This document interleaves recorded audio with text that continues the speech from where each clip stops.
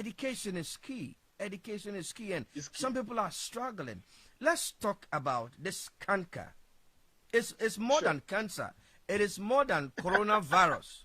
You see, it is hidden, but people don't see that this thing is eating us.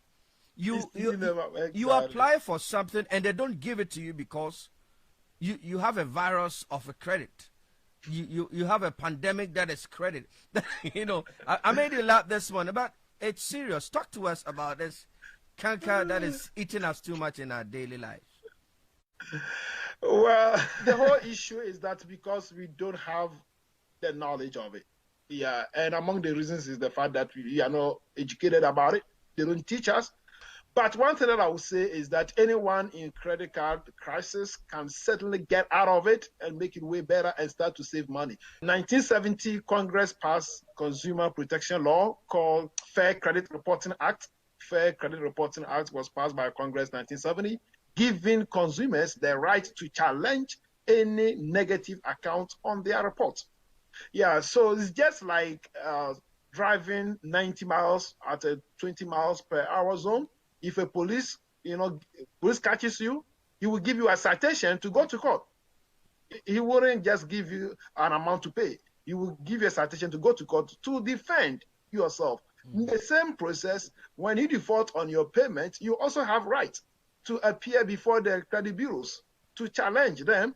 Yeah, and most of the times, these collection agencies, they don't do the due diligence. There are actually three things that are in the Fair Care Reporting Act. For example, for an item to be reported to the credit bureau, it must be 100% accurate. When you say 100% accurate, everything about that account, every aspect about that account must be 100% correct. So if we challenge the account, our goal is to make sure that the collection companies or the credit card companies, they have done the due diligence and all aspects about the credit, about the account is 100% correct. Chris, how do you challenge negatives? How do you do it? How do you challenge negatives with the bureaus? All right, excellent. So there are actually several steps involved that we call rounds. The first thing that we do is what we call letter of validation. So we ask the collection agency or the credit card company to validate the account, basically asking that every aspect of the account, including the address, the date that was open, the last time that it was reported, or the highest balance on that account, all aspects about this account is 100% correct.